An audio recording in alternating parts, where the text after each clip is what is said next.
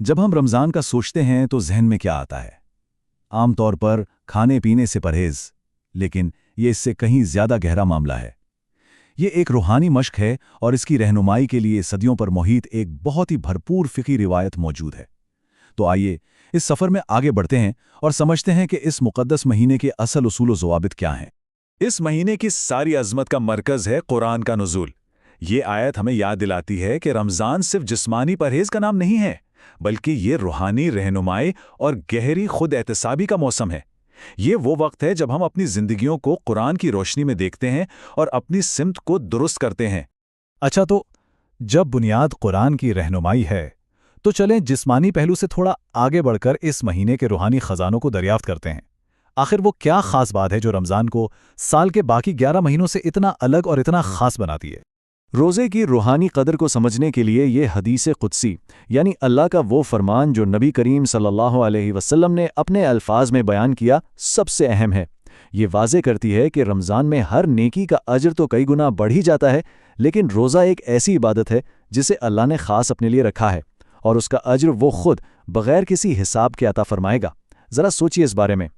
तो इस अजीम रूहानी अहमियत को जहन में रखते हुए अब ज़रा अमली पहलुओं पर आते हैं। हर इबादत की तरह रोज़े की भी कुछ बुनियादें हैं, तो आइए अब इसके स्तूनों को समझते हैं, यानी ये जानते हैं कि किस पर रोज़ा फ़र्ज़ है और इस इबादत का सबसे पहला, सबसे लाजमी कदम क्या है। ये 4 बुनियादी शराइत हैं। अव्वल कि इंसान मुसलमान हो, दोम कि वो बलूगत की उम्र को पहुँच चुका हो, सोम कि वो आकिल हो यानी ज़हनी तौर पर सेहतमंद हो, और चहारुम कि वो जिस्मानी और शरई तौर पर रोज़ा रखने की ताकत रखता हो।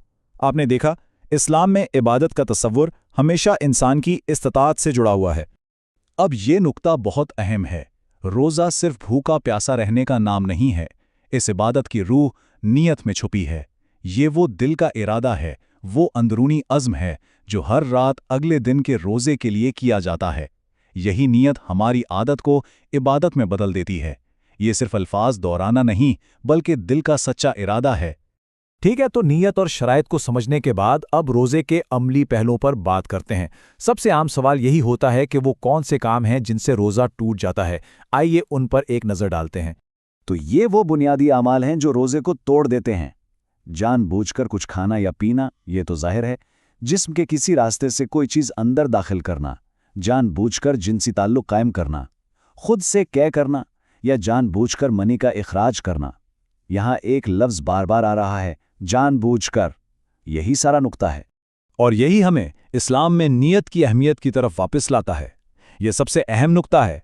अगर कोई भूलकर कुछ खा पी ले तो उसका रोज़ा कायम रहता है, क्योंकि इसमें इरादा शामिल नहीं था।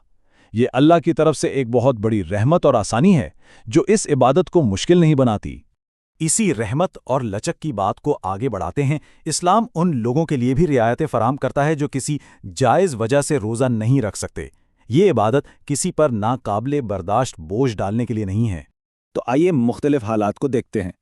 अगर कोई बीमार है या सफ़र में है तो वो रोज़ा छोड़ सकता है, लेकिन बाद में उसे कज़ा करना होगा। यही हुक्म हामला या दूध पिलाने वाली खातून के लिए है, अगर उन्हें अपनी सेहत का डर हो।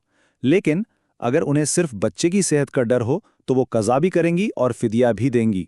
और आखिर में वो शख्स जो दायमी बीमार है और सेहत याबी की कोई उम्मीद नहीं, वो हर रोज़े के बदले फ़िदिया अदा करेगा। तो ये फ़िदिया क्या चीज़ है? ये बुनियादी तौर पर एक कफ़ारा है, एक तलाफ़ी है। हर छूटे हुए रोज़े के बदले जिसकी क़ज़ा मुमकिन ना हो, एक ज़रूरतमंद शख्स को एक वक्त का खाना खिलाना।